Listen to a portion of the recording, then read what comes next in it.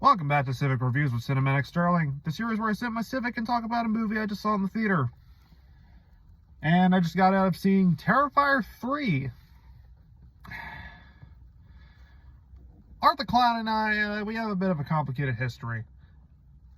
I know, like, he's been hyped up as the next big horror icon, like the next Michael Myers, the next Freddy, the next Jason. I never really saw him that way. I mean, yeah, he's a fun character, but he's never been one of my top favorites, nor my favorite evil clown. Like, I got him tattooed on me. Pennywise is my go-to. That and Killer Clowns from Outer Space. I think they run circles around Art the Clown. However, like, it's mainly because of his movies. I watched All Hallows Eve yesterday so I could be prepped for this. That was bad. I absolutely hate the first Terrifier. I think it is a genuinely terrible movie. Like, sure, you can give me cool kills, but if you're not going to give me a plot and you're not going to give me characters, I'm not going to give a shit. Like, the whole point of the first Terrifier is, oh, look at how cool Art the Clown is. Isn't he cool? Isn't he cool? But again, where's the plot? Where's the characters? I genuinely don't care. But then Terrifier 2 came out in 2022, and I surprisingly liked that movie. Because with that movie, Damien Leone, it felt like he actually listened to the criticisms that people had with that first movie. He gave us a plot, and he gave us characters, that we could root for. I really liked Sienna and Jonathan as characters. The gore was fun. I really loved the synthy score, and the big third act fight with Art and Sienna is just badass.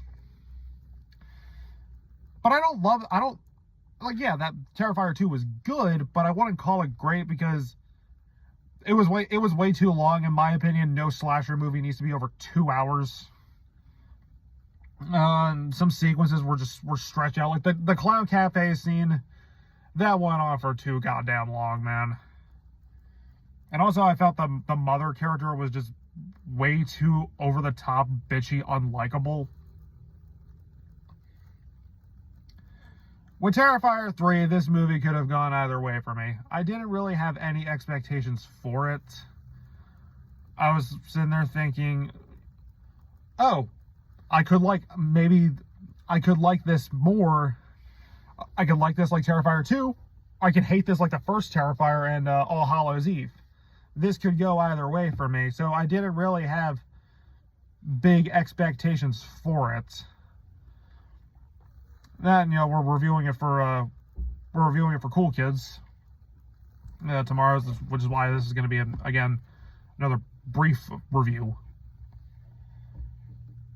And my theater was pretty packed. I saw all the screenings handing out vomit bags, like, oh, this is going to be even more gruesome than the second one. Like, oh, they upped the bedroom kill, guys. They upped the bedroom kill. Well, I just got out of it, and I thought it was a fun time. I wouldn't call it great. I wouldn't call it better than the second one. But I'll take a movie like this, an entry like this, over the first Terrifier any fucking day of the week. Yeah, I rewatched the first two in preparation for this. I still stand by that first movie is garbage. David Howard Thornton, he's still a blast as Art. I liked how Victoria from the survivor from the first movie, plays a bigger role here as like his she goes insane and becomes like his partner in crime. I thought that was cool. Sienna is still likable. I really liked the family she stayed with. I liked her aunt. I liked her uncle. I liked the little cousin. Gore is still a lot of fun. I like some of my favorite kills. The ones that definitely stand out to me are one where he's in the mall and he pretends to be like a Santa, and he gives a kid a gift, and it's a bomb, and it blows half the room up. And when Jonathan's, like, his college roommates, they're having sex in the shower, and he just comes in with a fucking chainsaw, and he shoves a chainsaw up the guy's ass. That was pretty gnarly. I liked, you know, how they talked about, you know, grief, you know, and survivor's trauma. Because you have Sienna and you have Jonathan, they're handling the trauma in different ways. Sienna is still, you know, she's still traumatized by that night. But Jonathan, he's trying his best to move on, and he's doing it better than Sienna. So I liked that.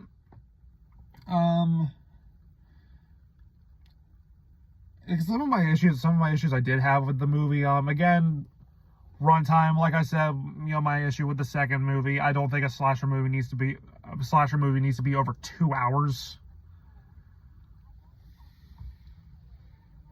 And I also felt the ending was a little anticlimactic. Like, it was a weird place to stop, and it was an obvious cliffhanger. So, but yeah, you know, it's still a fun time. I do recommend it. If you're a fan of Art the Clown, you'll definitely get a kick out of this. But with me, Art, he's not a top tier horror icon for me. He's a fun character, but he's not my intergalactic space clown. Not even close. If I had to give this a rating, I'd give it a 3.5 out of 5, maybe a light 4. You know, it's a fun time. If you're a gore fanatic, you'll definitely get a kick out of it. So yeah, those are my thoughts on Terrifier 3. Stay tuned tomorrow for our full thoughts over on the Cool Kids movie reviews.